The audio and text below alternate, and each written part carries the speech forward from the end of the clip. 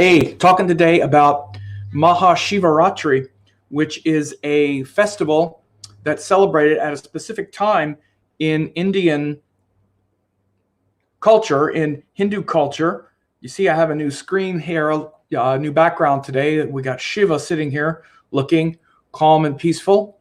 Lord Shiva is the great transformer. He's called, sometimes he's called the destroyer. He's the God who transforms and destroys what exists in order to create what's next. And his night to be celebrated comes on a day that's called Krishna Chaturdashi. Let me move this forward hours. In the month of Phalguna. I just hit the wrong thing. All right, let me move this forward. And so Krishna Chaturdashi on the night of Phalguna, here's Krishna Chaturdashi in the month of Phalguna. You see, this is how holidays or holy days are celebrated in India. They're usually timed to the sun-moon at a certain particular moment in the Earth's orbit around the sun. Hang on a second. So this month here, let me pull up the chart again. Okay, this month of Phalguna occurs at a certain time in the Earth's orbit around the sun, right? And it's in between Magha and Phalguna, which is around January or February. It's usually in Phalguna.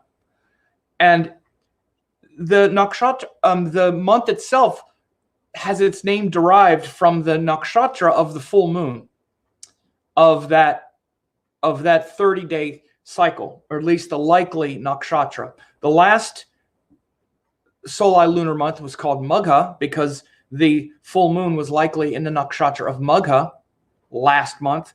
This upcoming month, which begins on the new moon, here, the full moon will happen in the nakshatra in one of the Phalgunas, probably Purva Phalguna. So that's why this month is called Phalguna. And so what we have is a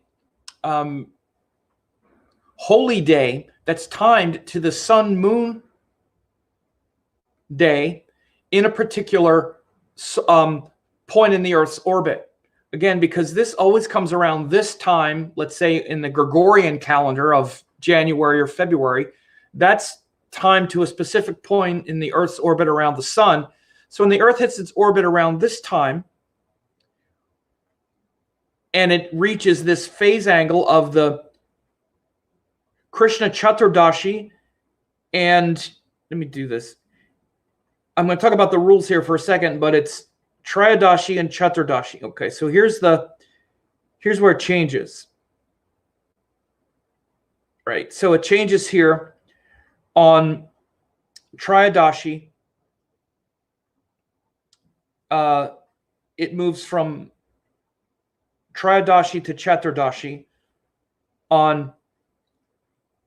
early on the 21st. And so the rules for Shivaratri for this festival is on Krishna Chaturdashi in the month of Phalguna. So again, this is Indian timekeeping. You have the month, the solar lunar month of Phalguna. And again, in India, the solar lunar months are calculated based on the solar lunar cycles, not Gregorian calendar dates, which are only based on the sun, which are only based on the Earth going around the sun. So again, this is also an issue with the zodiac, because this is why India used the sidereal zodiac. If you're just relating the Earth to the sun, we have a calendar. So the Earth-Sun is a calendar, and objects moving through the sky and in the sky is a zodiac. There are 12 zodiac signs. There are 12 months. The 12 is because there are 12 lunar cycles, 12 solar lunar cycles each year. So Indian calendar is based on the solar lunar cycles, not the Gregorian calendar dates, which are only fixed to the sun, not the sun and moon. So without it turning into a big calendar discussion and zodiac discussion, just so you can understand how we derive these moments. But this is why you'll have Maha Shivaratri, it occurs in the winter, right? It occurs around this time every year, the 14th lunar day of Krishna Paksha, which is the waning cycle where the moon is almost new. Usually it's at the end of January or February, because that's when we're in Phalguna, and that's when the solar lunar cycle happens. So this Indian timekeeping is very interesting, and I wanted to have this picture of Shiva up here as well, because you can see that Shiva has his on his forehead, he has the moon on his forehead. This is one of the indications. This is the Krishna moon, this crescent moon on his head. And it's to symbolize this Shivaratri moon, which I'm going to explain in a minute. But by the way, I forgot to say, go ahead and like and subscribe to the channel if you want. You can see like, subscribe, get notified to the channel. I forgot to mention that at the beginning. But we can see that this picture of Shiva here is very meditative, right? It's very meditative, and you can see he's sitting with his eyes down. He's looking down. He's not fascinated with the world. He's calm and still. The eyes are down, and his mind is under control. So Shiva is the great Lord who helps us get our mind under control more than anything else, because the problem is we are mentally restless. And so on this great night of Lord Shiva, on this 14th night, Chaturdashi means 14 day of Krishna Paksha, which is the waning moon. Krishna literally means dark. So on the dark half of the waning moon, the 14th night, we stay up all night and worship Lord Shiva and get the mind under control. And the reason we do it then is because the moon is almost completely gone in the sky. The moon is the mind. It's the emotions, mainly the emotional mind. And this emotional mind and the samskaras and the karmas that arrive in the mind and arise in the mind based on our tendencies and our habits and your way of seeing the world, this is where all the karma lives. And Shiva is here to burn up all the karma, to destroy all of the attachment to the karmas. This is why the full moons were often full of our self, full of our mind, full of our karma, full of our emotion. We're full of it. This is why right before the full moon, for instance, on, like if I go back 2 weeks, you'll see I'll run this back 2 weeks, and you'll watch this will say Shukla Chaturdashi if I go back 2 weeks. Shukla Trayadashi if I go forward 1 day. Oh yeah, Shukla Trayadashi, whoops. Shukla Chaturdashi. So Shukla means waxing. This is the day before the full moon. And then the next day is Purnima. That's the full moon. So in Indian timekeeping, there's a new moon every day, 15 lunar days. And they're named, Chaturdashi means 14, and then Shukla means waxing. So you have 15 days of the waxing moon. Then after Purnima, you'll see, if I go forward, Purnima means the full moon. Purnima means full. So the full moon is the 15th. Opposite that is the new moon, when the moon is completely dark. So after the full moon, it starts Krishna. Notice it was Shukla, then Shukla Purnima, then Krishna Pratipad. Krishna means dark, where it starts to wane. Then we keep going forward. Pratipad, Dvitya, Tritya, Chaturthi, Panchami, Shashti, Saptami, Ashtami, Navami, Ekadashi, Trayadashi, Chaturdashi. Krishna Chaturdashi, we're right here, as the moon has been getting smaller and smaller until it looks like this crescent in the sky. Looks like this crescent on Chaturdashi, because it's almost completely dissolved now in the sky. And that's the time to be staying up all night for Lord Shiva and restraining the mind, calming the mind, and releasing the attachments and the karmas. And this this Chaturdashi happens every month. So we have Shukla Chaturdashi every month. We had Shukla Chaturdashi last month, but it wasn't in the month of Phalguna. So it's Shukla Chaturdashi in the month of Phalguna that we have Maha Shivaratri. Again, because we have these waxing and waning cycles every day that show what cycles are coming.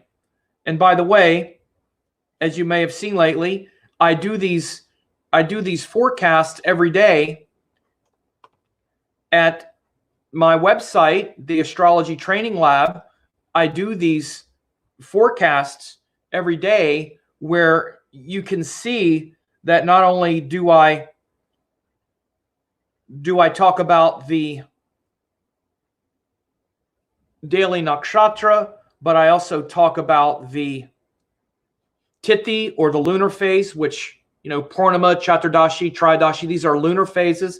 I also talk about the vara, or the day. Like, for instance, this will be on Friday. I also talk about any of the aspects, any of the rashis. So you can go to the website and register and get the forecast, 50 cents for 2 weeks trial. And also get 8 hours of classes that can really transform your astrology studies. So again, I do this all the time. I'm always tracking these daily movements because this is how your life is unfolding, whether you know it or not. It's these constant cycles of waxing moon, waning moon. Then the next month, waxing moon, waning moon. It starts over again. This is why the year is broken up into 12 30-day months, because it's tracking these 12 30 lunar days, but they're connected to the calendar. This is why you have the months. Literally, even in the West, it comes from the word moon. So these are all connected with the calendar. And but it's not just a calendar like a Gregorian calendar. It's a cosmic calendar. Every day has a different cosmic potential that never repeats. You have to understand, this daily energy today never repeats. Certain facets of it will. In fact, certain facets of it always will. Today is the 10th lunar day. The moon is in Jyeshtha and Mula Nakshatra. It's the 10th day of the waning moon. Again, the 10th day of the waning moon last month was different than it is this month. It was a different nakshatra. It was a different vara. It was a different day. It wasn't Monday. It was maybe Thursday or whatever the heck it is. So none of this energy ever repeats again.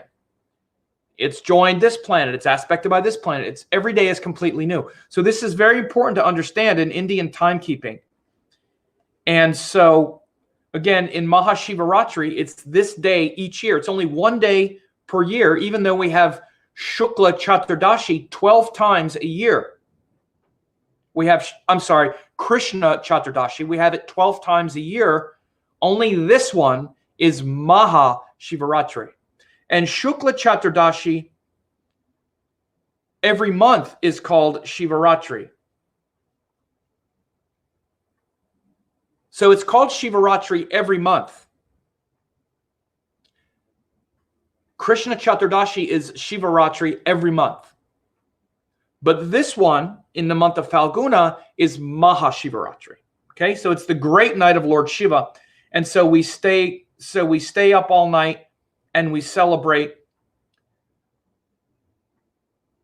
and worship Lord Shiva.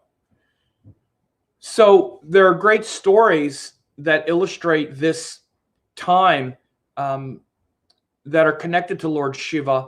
one, and I forgot the man's name in the mythology, but he was a hunter and he went into the woods to try to hunt, and he got lost, couldn't find his way out of the forest, and thought he was going to die. And it was near a Shiva Lingam. A Shiva Lingam is the representation of Lord Shiva in the form of a lingam that you do worship to, that you worship. And this hunter who had gone into the woods got lost. And then as the sun went down and he couldn't find his way out, he started to get really scared and terrified because he could hear all the wild animals that were trying to hunt him. And by the way, that's Lord Shiva. One of his names is Pashupati, which is the Lord of the hunt, the Lord of the animals. He's also the one that takes care of all the animals, including you as an animal. He takes care of your animal body and makes it strong and immortal. But so this hunter was scared of all the wild animals that might get him. So he climbed up a tree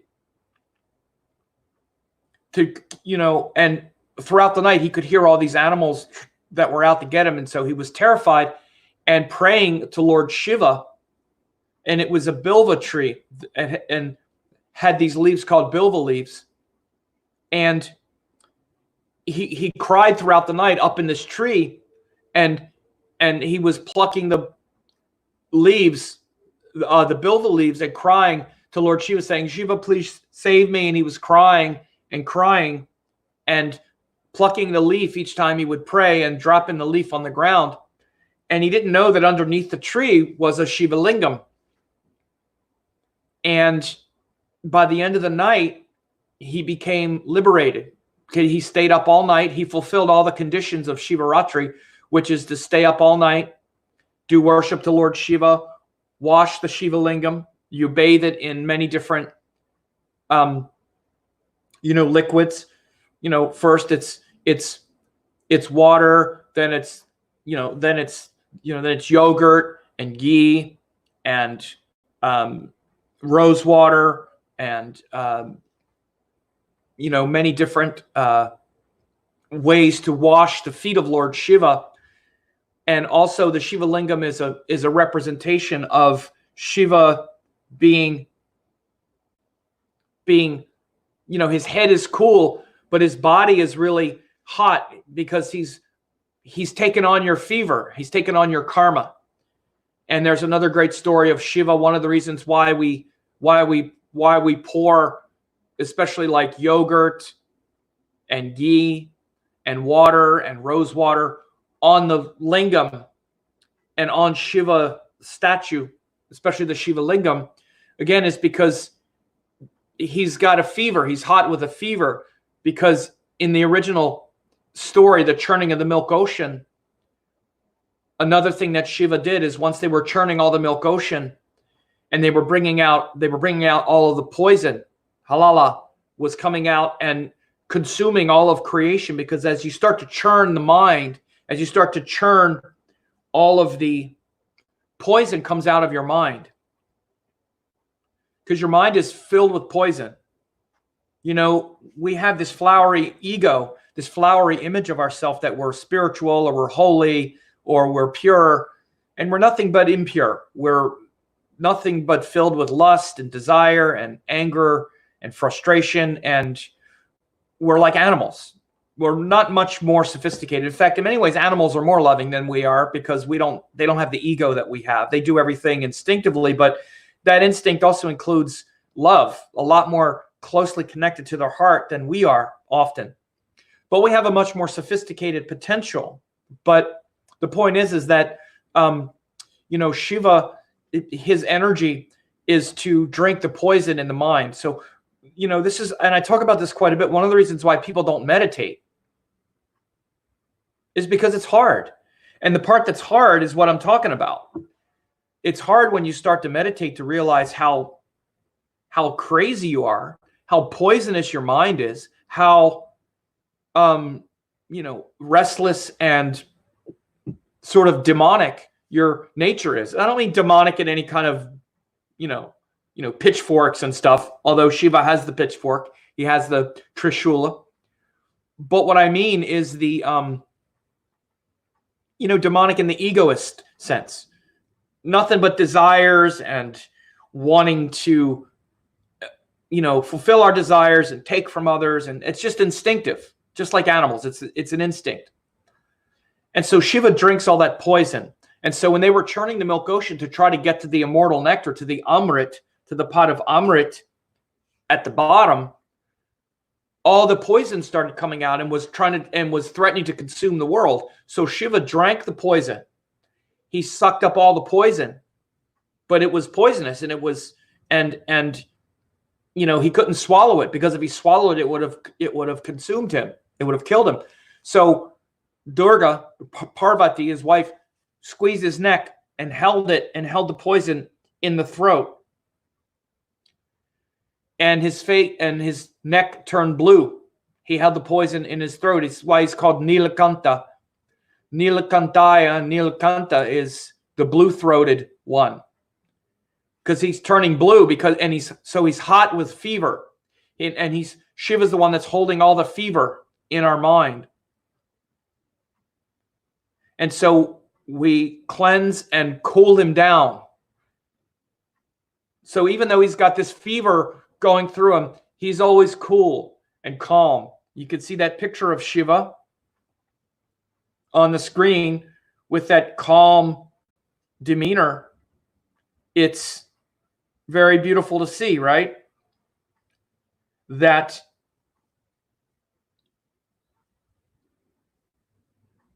calm and peaceful nature where the mind is under control. It's calm, still, and again he wears the forehead. He wears the Shiva moon on his head, which shows that the mind is not a distraction. The desires and the mind and the emotions and the lustful nature of the mind is not a distraction.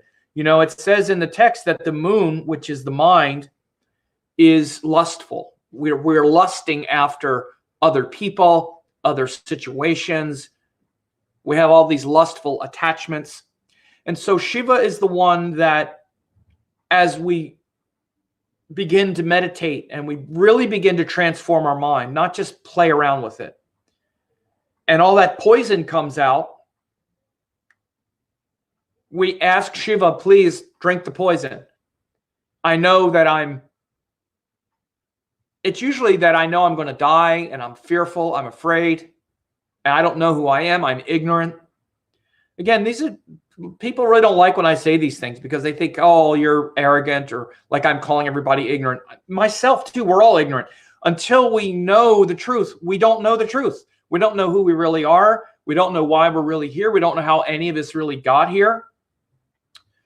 And it's just a matter of whether you're aware of your ignorance or you're ignorant of your ignorance. And being ignorant of our ignorance, that's actually the realm of Rahu. This is why Rahu and Ketu can be some of the most ignorant qualities, because they hide it. And they make us go, oh, no, I got it all. Oh, no, I know what this is. I know this. I know this.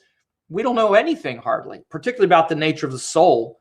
You only know as much as you've been able to transcend.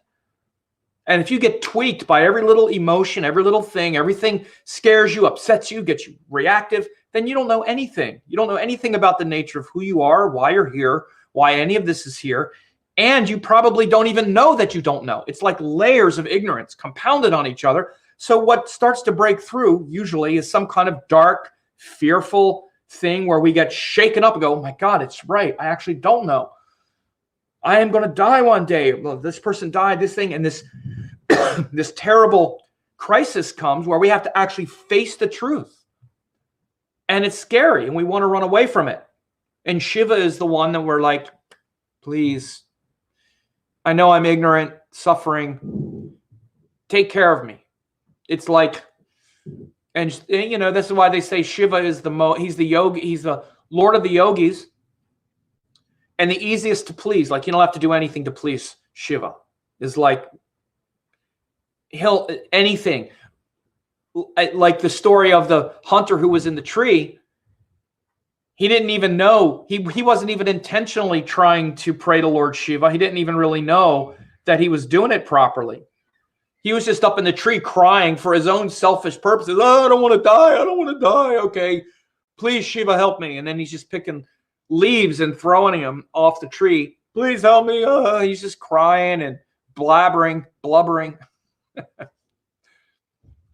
But because there was a Shiva Lingam underneath the tree, and he was washing the Shiva Lingam with his tears and throwing, then Shiva gave him enlightenment. Okay, that's good enough. That's close enough. You know, and this is why it's like they say you take one step toward God and God takes 1,000 steps toward you. Just try. And, you know, I've seen this myself around Amma so many times. And I felt it in my life so many times. God, if you just try a little bit, God takes 1,000 steps toward you. Like, we just don't try. And try meaning just try to get out of your way once in a while. Try to not be a pathological monster once in a while. Try to not just be triggered and angry and blah, just try. And you'll see how much grace floods in. Just a little bit. Even if you don't do it that well, just try. And you'll see how much grace flows just by interrupting the pattern a little bit. And so this is a lot of that Shiva energy. But then we start to feel that grace flow, and then we start to actually meditate, and like, okay, now I want to really learn how to still the mind. I want to really learn the nature of who I am. And then it gets hard because we start to do it, and then all of our pathologies and problems come up. And that's when, again, we appeal to Shiva and that calm, still nature to still the mind. And so one of the things about these deities is their form. You want to ponder and look at that form of Shiva, because the form is really what brings the energy. It's that nature of, even though he's got a snake around his neck, he's calm. Imagine if you had a snake around your neck, a cobra around your neck. He's not worried. The cobra can't hurt him. Right? He's sitting in the lotus posture. And he can't be harmed, right? And so this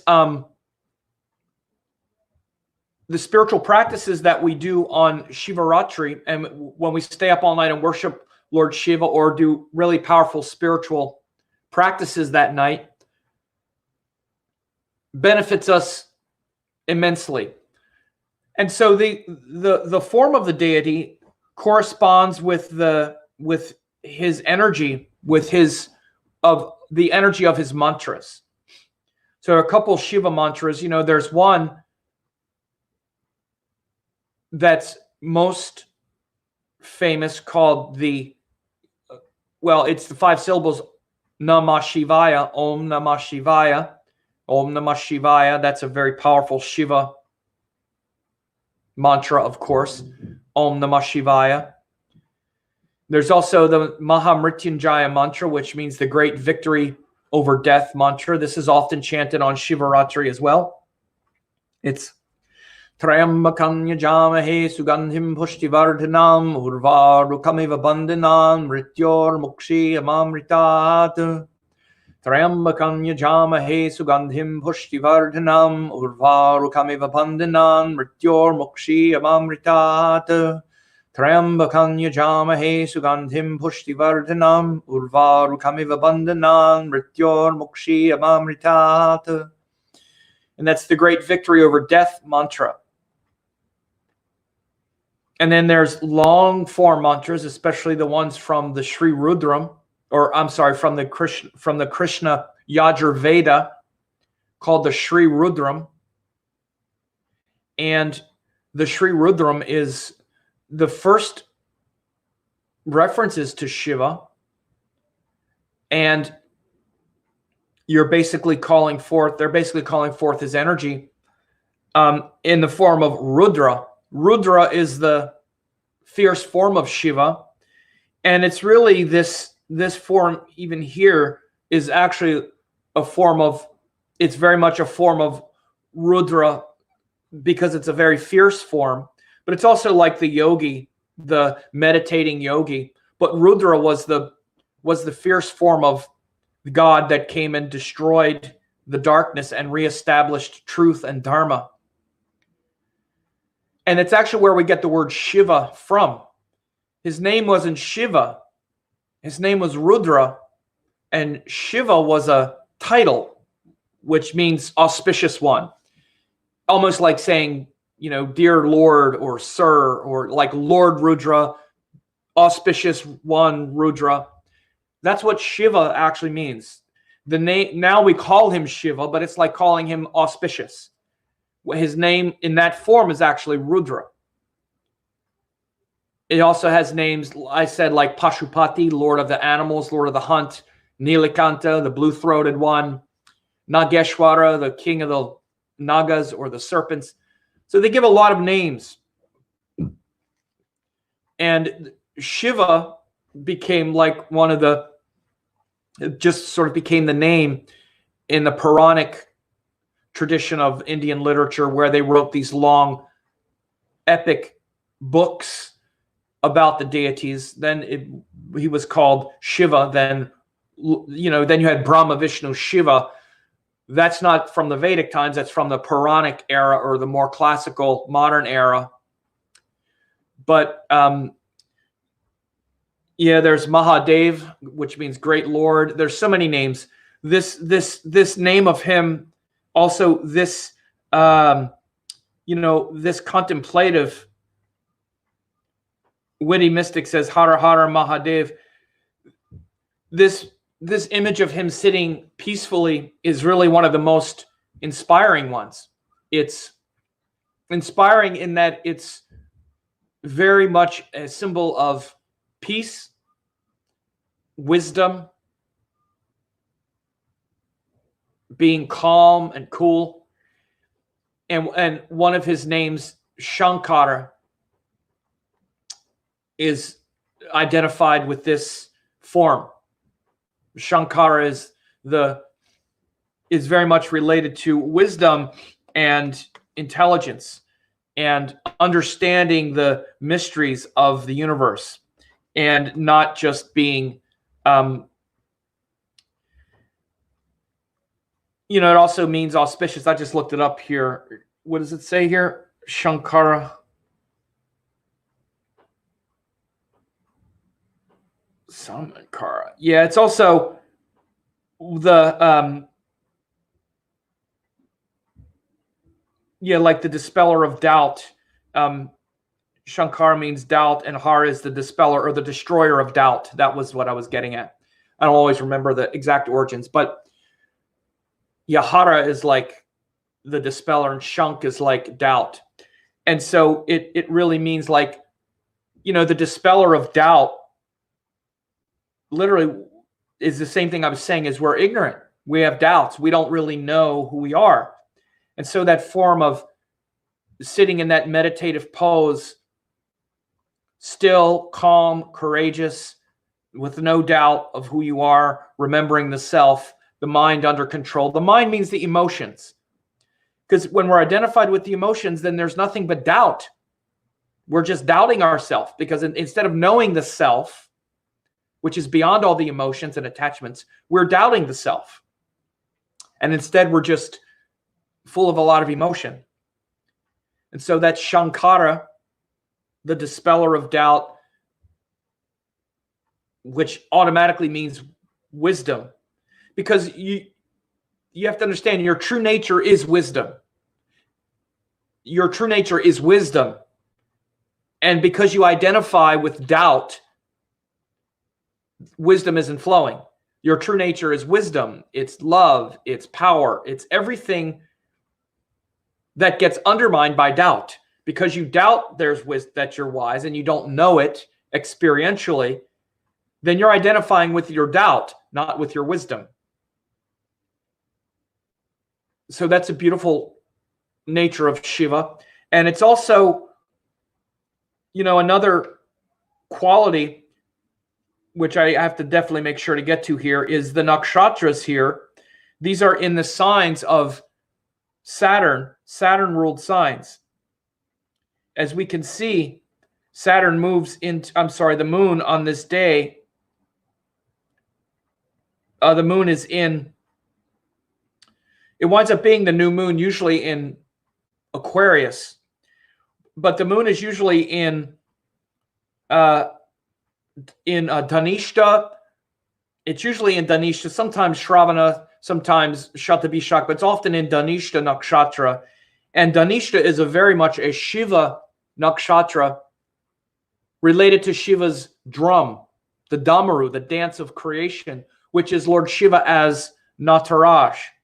Shiva as Nataraj is also a very powerful symbol where we have that dancing Shiva as Nataraj, and pull this up. That Shiva as Nataraj, whoops, where is it? Let me pull it over here. Yeah, so we have a couple Nataraj pictures there, you can see.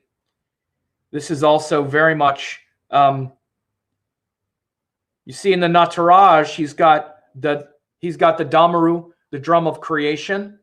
This is actually the symbol in Dhanishta Nakshatra. He's still got the serpent around his neck. He's got the full moon on the forehead, the crescent.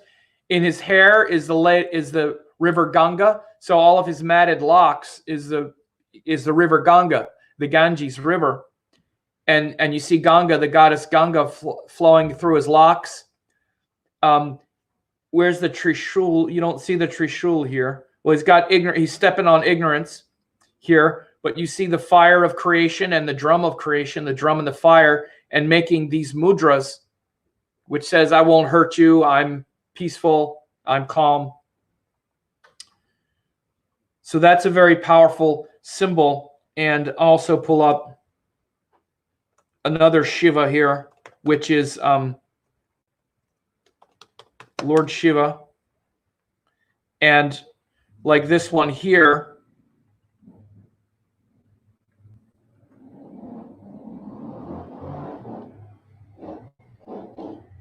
so, you know, the one thing about it too, I keep getting that. All right, let me just make this bigger. So you can see in this picture that he's got the trident here also. This is very much also a very powerful symbol of Shiva, is that he's got the trident here that you can see. That represents the three gunas, right? The three gunas, you see the Damaru is here, the drum of creation. The serpent is here, the serpent in the hair. Sorry, looks like a blurry picture. But here's another one. Okay, this one is more. So again, you see the Trishul, the drum of creation. Here's all the Shiva Lingams around him. Remember I said the Shiva Linga that you drop the bilba leaves on and that you bathe. There's the Damaru, the drum of creation. There's the Shivaratri moon on his forehead because the mind is under control. There's the serpent. He's not afraid of the serpents. Are you afraid of a serpent? Would you be afraid to have a snake around your neck? There's the river Ganga. There's his family, Parvati, Ganesh. Nandi is his bull. That's his Vahana or his vehicle. There's Kartikeya or Mars. These are symbolized by planets. This is the sun. Look at the sun behind him, the effulgence behind him. Parvati is the moon. Ganesh is Jupiter. And Kartikeya with the spear is Mars. So this is the sacred family of the sun, moon, Jupiter, and Mars here. Their sacred family. Here's Durga's Vahana or vehicle is a tiger or lion. There's a Shiva Lingam. So all of this symbology is very rich in Indian. All of this symbology, when you ponder these things in your meditation, you know what you should do is ponder these things in your meditations. Here's Rudra up here where I was talking about before. You see they have him as Rudra. Look, he looks pretty badass there, right? Pretty, you don't want to mess with that, right? There's big Rudra.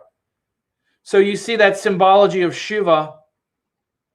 This is definitely some intense Shiva Rudra energy, right? Where they have him back in the Rig Veda, but you still see the same kind of symbology there and iconography. So Shiva is the man. He's the one that really you, in your spiritual practices, and as you become a yogi and you learn to meditate more, it's bringing you into this wild nature. You know, that's why you see him on a mountaintop or in the cosmos or something that's out of this world, because it refers to that part of you that's out of this world, that's not just being triggered emotionally and all of that stuff. Even if that's how you start, we all start for that reason. We all start our meditations and all of that for that reason, because that's who we are. That's who we are. We're emotional, and we think meditation is going to make us happier or going to, you know, make us feel good. That's fine.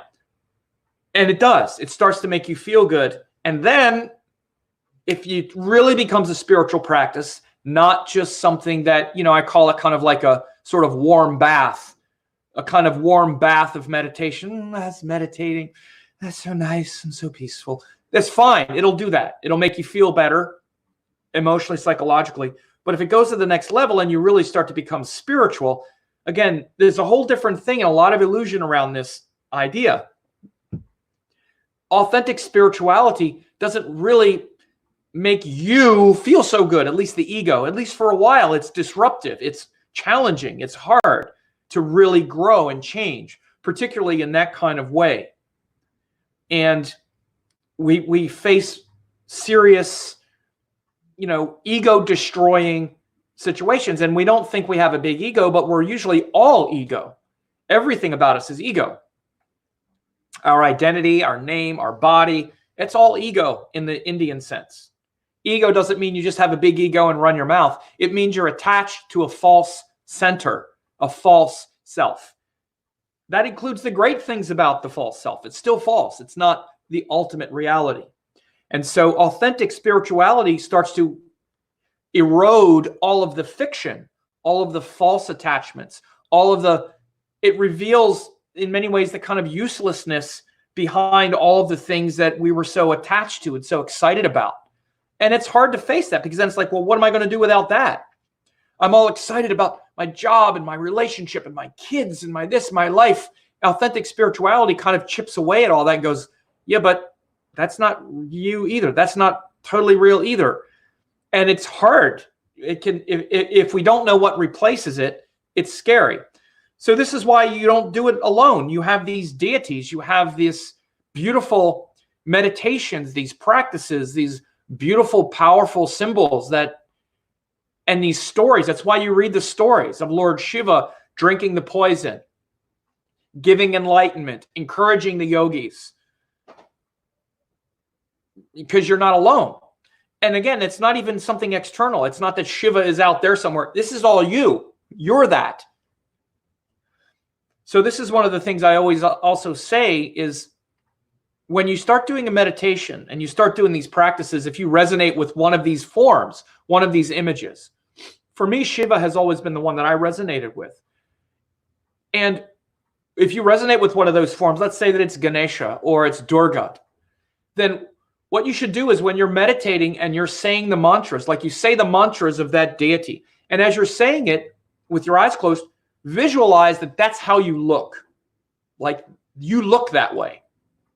Like when I'm doing Shiva mantra or doing meditation, like, and in that Shiva bhava, which is what it's called, I know I look like that. That's me. It's not something out there. I'm Shiva, and that's what I look like. I got serpents around my head. I got the full moon. That's how I look in my mind. I'm embodying that power and that form, right? So play with that. It's fun. It's fun. And often women will identify more with a female murti or form, and you can worship Shiva as the god. And then when you close your eyes, you can worship it like that's your husband, like your Durga or your Parvati or your Lakshmi worshiping Vishnu or Radha worshiping Krishna or whatever it is, but take on the form. It's actually a really interesting thing to do. So Shivaratri is on the 21st this year, is the night to stay up in the West on Friday the 21st. I think it's a Friday, right? And yeah, and so what we do is we stay up all night. We do the worship of Shiva on the Shiva Lingam. We say the mantras. We do all of that, and that's fantastic. And yeah, Witty Mystic says a statue of Lord Shiva as Nataraja stands outside the CERN as a symbol of destroying ignorance. Yeah, pretty remarkable the way they did that.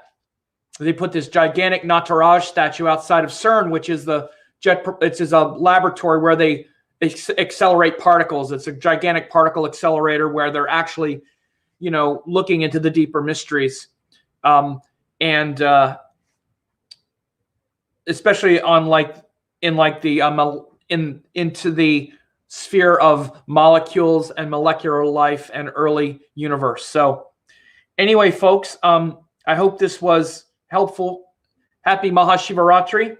And you can subscribe to the channel, get notified if you want to get more updates like this. And again, it'll be in Dhanishta Nakshatra for the most part, which is Shiva's drum of creation. It's the night to worship Lord Shiva. It's Krishna Chaturdashi in the month of Phalguna every year, as we're reaching this part where it's like the winter, where it's the time of the sun going through Saturn's signs, and that time to really withdraw and come inward and feel that embodiment of that Saturn kind of energy as well. So Shiva as that internal, silent, still, wise, benevolent force. And again, all of Vedic astrology revolves around these ideas and these principles and these deities and these energetics. And it's just not something you have in other traditions of astrology for sure. So anyway, I hope this was helpful, and share this with others if it helped you as well.